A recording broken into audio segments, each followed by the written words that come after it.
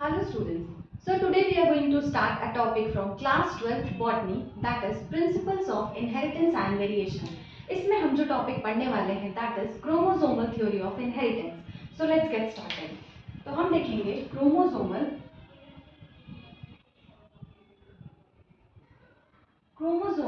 theory of inheritance. Okay? तो सबसे पहले देखने वाली ये बात है कि जो मेंडल थे, मेंडल ने क्या किया था? मेंडल ने अपनी फाइंडिंग्स को पब्लिश किया था इन 1865. तो मेंडल ने क्या किया?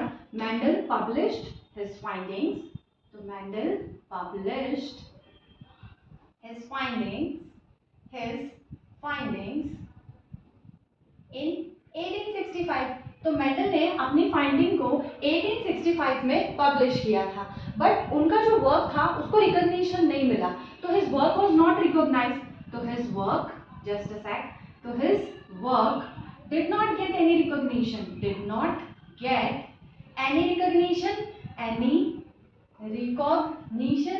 उनके काम को कोई रिकॉग्निशन नहीं मिला. कब तक? 1900 तक.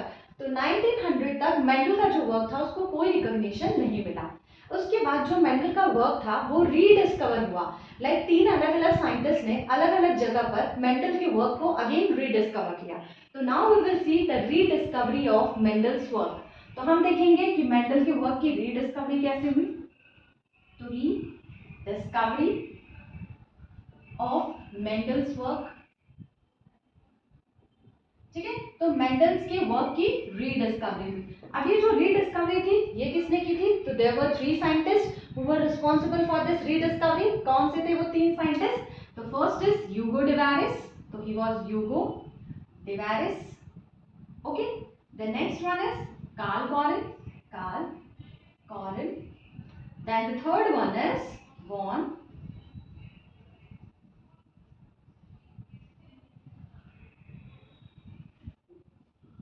ओके. तो third one is von Germain. तो ये जो तीनों साइंटिस्ट थे इन लोगों ने क्या किया? इन लोगों ने इंडिपेंडेंटली मेंडल के वर्क को रीडिस्कवर किया. अब मेंडल के वर्क को कैसे रीडिस्कवर किया गया? लाइक ऐसा क्या हुआ इतने सालों में जो मेंडल का वर्क बाकी साइंटिस्ट उसको थोड़ा सा अच्छे फॉर्म में रीडिस्कवर कर पाए? तो बहुत सारे और फैक्टर्स भी थे जो मेंडल के रीडिस्कवरी में बहुत ज्यादा, मेंडल की जो रीडिस्कवरी थी उसमें बहुत ज्यादा इंपॉर्टेंस प्ले करते हैं. अब हम ये देखेंगे सबसे पहले कि जो मेंडल का वर्क था जब उन्होंने 1865 में पब्लिश किया था तो ऐसे क्या ड्रॉबैक्स थे जिसकी वजह से उनका जो वर्क था वो एकदम लाइक लोगों को वो नहीं कर पाया, लाइक अट्रैक्ट नहीं कर पाया कि यार दिस इज द, लाइक उनका फेलियर क्यों हुआ? तो मेंडल का जो फेलियर था या जो उनका वर्क था जो हाईलाइट नहीं हो पाया उसके कुछ रीजंस थे. तो पहला रीजन क्या था? तो हम लिख सकते हैं reasons for Mendel failure. Reasons for Mendel's failure मतलब मेंडल उस टाइम पे क्यों नहीं बहुत ज्यादा 1865 में ही जब उनका वर्क पब्लिश हुआ तभी उनको रिकॉग्निशन क्यों नहीं मिला? तो कुछ रीजंस थे. सबसे पहली बात तो ये कि उस टाइम पे जो कम्युनिकेशन था, कम्युनिकेशन वाज नॉट प्रॉपर. तो communication was not proper communication methods नहीं थे उस टाइम पे. दूसरी बात थी कि जो मेंडल ने कहा था कि फैक्टर्स होते हैं, तो मेंडल ने कहा था कि जो फैक्टर्स होते हैं दे डू नॉट ब्लेंड. तो बहुत सारे साइंटिस्ट को इसमें प्रॉब्लम था कि फैक्टर्स ब्लेंड नहीं करते. Like this was the confusion for majority of scientist. तो मेंडल ने कहा था कि factors do not blend. Factors या जो जीन होते हैं दे डू नॉट ब्लेंड. तो इस बात में भी बहुत सारे साइंटिस्ट को प्रॉब्लम था. तीसरी बात थी कि मेंडल ने क्या किया था कि बायोलॉजी के अंदर मैथमेटिकल टूल्स को यूज किया था जो बहुत सारे लोगों को समझना बड़ा डिफिकल्ट हो गया. तो इन्होंने क्या किया था? ही used mathematics in biology. Next, Mendel ने ये तो कह दिया था कि एक जनरेशन से दूसरे जनरेशन में कोई एक चीज जाती है, दैट चीज इज नोन एज फैक्टर. उन्होंने कहा था वो क्या जाता है? फैक्टर जाता है. पर फैक्टर का कोई फिजिकल प्रूफ नहीं दे पाए थे मेंडल. तो he was not able to provide physical proof for the factor. For the factor. तो फैक्टर के लिए वो फिजिकल प्रूफ प्रोवाइड नहीं कर पाए थे। तो ये सारे पॉइंट्स थे जिसकी वजह से मेंडल अपना जो डिस्कवरी था उसको प्रॉपर तरीके से रख नहीं पाए थे। ठीक है, मतलब रख तो दिया था उन्होंने, पर बहुत सारे लोग उसको एक्सेप्ट नहीं कर पा रहे थे। ओके, फिर जो 3 साइंटिस्ट आए, कौन है वो? ह्यूगो डिवारिस, कार्ल कॉरिन एंड वॉन चर्मैक। तीनों साइंटिस्ट ने क्या किया? उनके वर्क को रिडिस्कवर किया।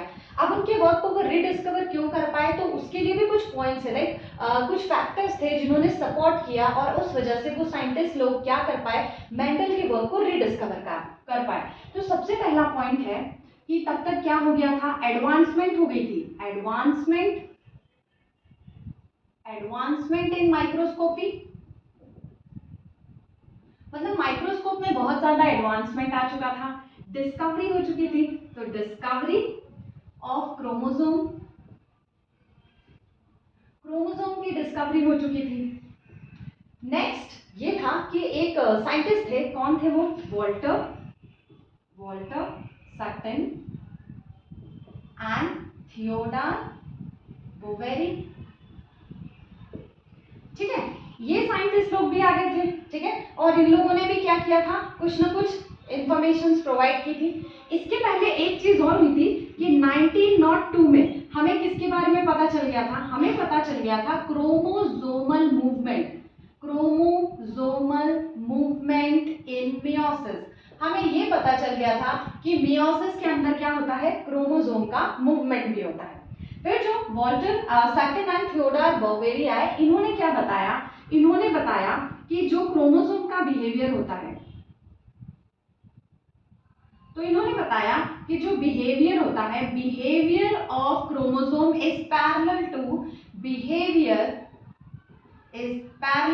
Behaviour of gene. उन्होंने ये बताया कि जो क्रोमोसोम होते हैं ना, वो बिल्कुल जीन की तरह ही बिहेव करते हैं। लाइक जीन और क्रोमोसोम का जो बिहेवियर होता है वो लाइक सिमिलर होता है, दे बिहेव पैरेलली। ठीक है, उन्होंने और भी कुछ बताया। उन्होंने और क्या बताया? तो सटन और बोवेरी ने हमें ये बताया कि जो मेंडेलियन प्रिंसिपल है, उन्होंने क्या किया कि जो मेंडेलियन प्रिंसिपल है उसको प्रूव किया उन्होंने। तो he proved the Mendelian principle with the help of chromosomal movement.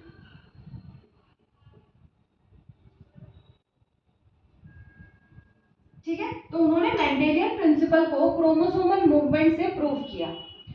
अब ये भी बताया गया, क्या बताया गया? ये बताया गया कि जो एक एक जीन होता है, ठीक है, तो एक gene is represented by pair of allele. अगर मान लीजिए हमारे पास हाइट की जीन है, तो उसके हमारे पास 2 एलील्स होंगे, एक होगा टॉल और दूसरा होगा ड्वार्फ। तो a gene is represented by pair of allele.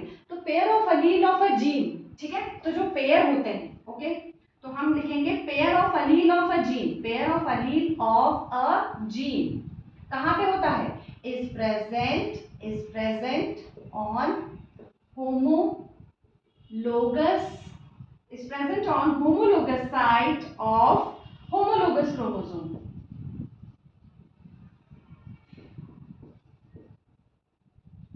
ठीक है, मतलब कहने का मतलब है कि जो पेयर ऑफ एलील्स होते हैं, एक ही कैरेक्टर के जो 2 एलील्स होते हैं, वो होमोलोगस क्रोमोसोम्स पे प्रेजेंट रहते हैं। वो होमोलोगस क्रोमोसोम पे होमोलोगस साइट पे प्रेजेंट रहते हैं। ठीक है, नेक्स्ट जो बात है वो ये है कि जो पेयरिंग होती है, ठीक है, जो पेयरिंग एंड सेग्रीगेशन होता है, segregation,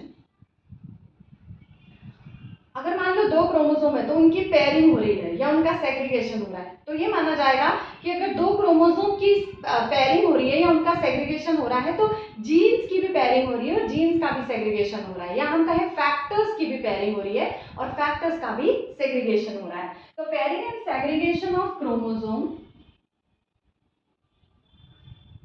also results in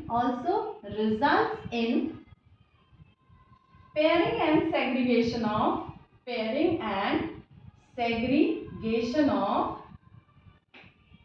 factors। ठीक है, तो अगर हम बोले कि क्रोमोसोम की पेयरिंग हो रही है और क्रोमोसोम का सेग्रीगेशन हो रहा है, तो फैक्टर्स की भी पेयरिंग हो रही है और फैक्टर्स का भी क्या हो रहा है? सेग्रीगेशन हो रहा है। तो ये बताया हमको किसने? सटन एंड बोवेरी ने। अब उसके बाद सटन ने क्या किया,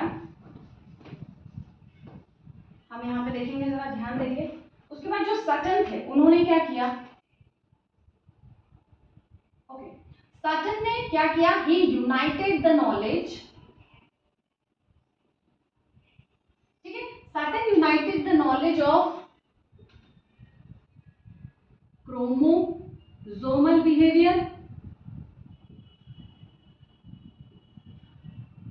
एंड, तो सटन ने क्या किया, जो क्रोमोसोम का बिहेवियर पता चला मेयोसिस से, और जो मेंडेलियन प्रिंसिपल है,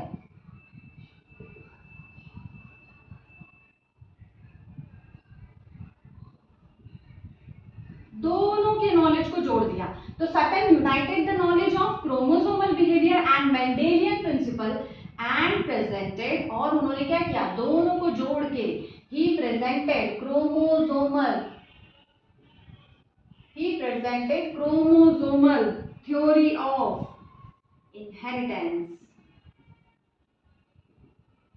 ठीक है, मतलब इस थ्योरी का क्या कहने का मतलब था, ये थ्योरी ये कहती थी कि क्रोमोसोमल थ्योरी ऑफ इनहेरिटेंस मतलब एक जनरेशन से दूसरे जनरेशन में जो भी चीज जाती है एक्चुअली वो किस पे प्रेजेंट है, क्रोमोसोम पे प्रेजेंट है। तो the things which go from one generation to another generation are present on the chromosome. ये बात किसने कही, ये बात सटन ने कही, और इसी को हम कहते हैं क्रोमोसोमल थ्योरी ऑफ इनहेरिटेंस।